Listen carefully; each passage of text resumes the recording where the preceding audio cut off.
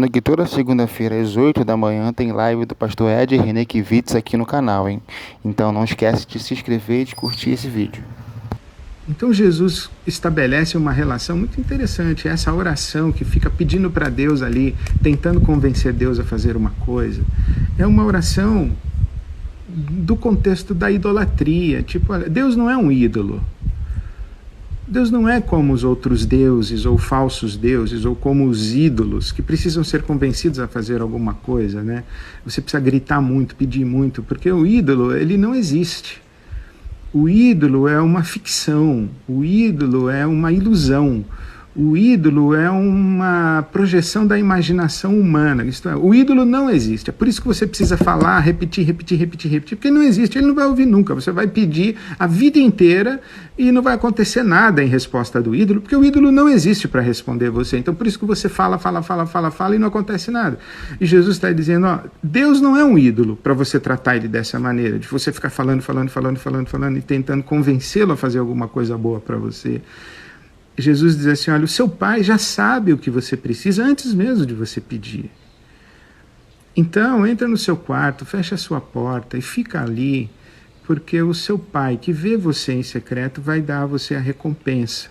E eu lembro que um dia que eu estava meditando nesse texto, estava orando, eu tive a imagem como se eu estivesse de madrugada e os meus filhos pequenos batessem a porta do meu quarto, papai, ansiosos, angustiados, aflitos, e dissessem, papai, acorda. E eu falasse, o que foi, o que aconteceu? E eles dissessem, papai, amanhã vai ter almoço. Papai, amanhã nós vamos ter o que vestir. Papai, amanhã o senhor vai levar a gente para a escola? Eu fiquei pensando como seria ruim se isso acontecesse. Seria ruim para a infância dos meus filhos. Na infância eles não deveriam estar preocupados com isso. Eu deveria dizer assim para eles, fiquem tranquilos, porque esse não é um problema de vocês, é um problema do papai. Papai está cuidando disso. Podem dormir, podem voltar a dormir. Durmam em paz, durmam tranquilos. Eu lembro Jesus dizendo, não andem ansiosos quanto ao dia de amanhã, quanto ao que comer, o que vestir, o que beber. Deus cuida de passarinhos, cuida de flores. Quanto mais Ele não cuidaria de vocês. Então essa ansiedade não se justifica. Não é assim que você busca a Deus. Não é com essa postura. E aí, quando eu fui construindo essa percepção de Deus, que Deus cuida de mim, que eu não preciso lembrá-lo das minhas necessidades, porque Ele já sabe quais são, que eu não preciso pedir que Ele faça o bem para mim, porque não há outra coisa que Deus queira fazer para mim e por mim, senão o bem. Eu me dei conta de uma coisa, que poderia ser que os meus filhos estivessem batendo no meu quarto de madrugada, perguntando se teriam almoço, teriam o que comer no dia seguinte. Poderia ser que eles fizessem isso porque no dia anterior eles não tiveram o que comer. Eles não tiveram almoço. Então eles estão ansiosos pelo dia seguinte. Porque, na verdade, isso acontece no mundo, né? Você sabe disso, que há pessoas que passam fome, há pessoas que não têm abrigo. O Brasil, na pandemia, que a gente, até agora, pouco tempo, a gente estava apenas vivendo uma crise sanitária. Agora a gente está vivendo uma crise econômica, social, política. A gente está convivendo não apenas com a letalidade do vírus, mas com a letalidade da inescrupulosa ação ou ausência de ação de quem deveria agir. E da crueldade de uma sociedade darwinista. Então tem muita gente que perdeu casa, perdeu emprego, as ruas aumentaram a sua população. Então, pessoas que antes, há 1 mês, 2 meses, 6 meses, tinham o que comer, hoje não têm. E entre essas pessoas existem muitas pessoas de fé, muitas pessoas que creem em Deus, muitas pessoas que oram e que pedem a Deus e que provavelmente de madrugada estão dizendo: papai, amanhã nós teremos almoço. E aí a gente coloca Deus num lugar muito difícil de acreditar nele e de acreditar na bondade dele. Então eu me imaginei numa outra situação.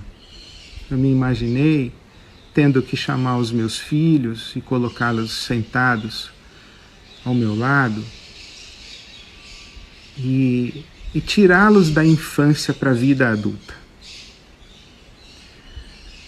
E falar assim para eles: olha, filhos, vocês pensam que o papai pode tudo.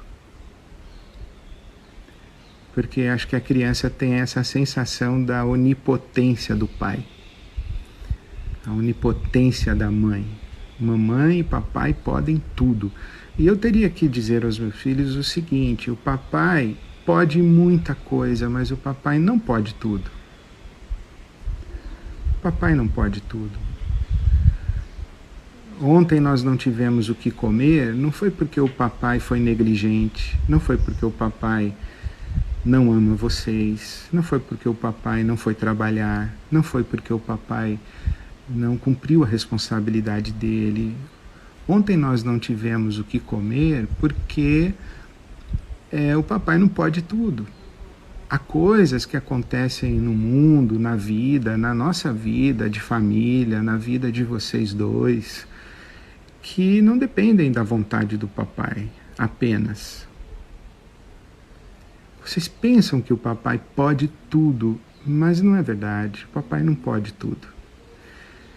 E essa maneira de conviver com a não onipotência do papai e da mamãe é uma das formas da gente passar da infância para a vida adulta. Isto é, a gente aprender a conviver com uma frustração, a gente aprender a viver com um mundo não ideal, a gente aprender que nem tudo na vida acontece como a gente gostaria que acontecesse. Aí você diz assim: pastor, mas Deus pode tudo. Você não é Deus, é por isso que você não pode tudo, mas Deus pode tudo. E aí eu falo: sim, é verdade, Deus pode tudo. Mas eu acho que Deus talvez me chamasse para sentar ao lado dele e falar assim: Ed, deixa eu te contar uma coisa. Deixa eu te tirar da infância e te chamar para a vida adulta. Você pensa que eu posso tudo, mas não é bem assim como você pensa. Eu posso tudo, mas não é do jeito que você pensa que eu posso tudo. E foi aí que eu tive um longo caminho de ressignificar a minha fé. E eu quero compartilhar com você agora as minhas expectativas que eu tenho quando eu oro a Deus. Quando eu bato na porta de Deus, eu falo: papai, Abba. Isto é,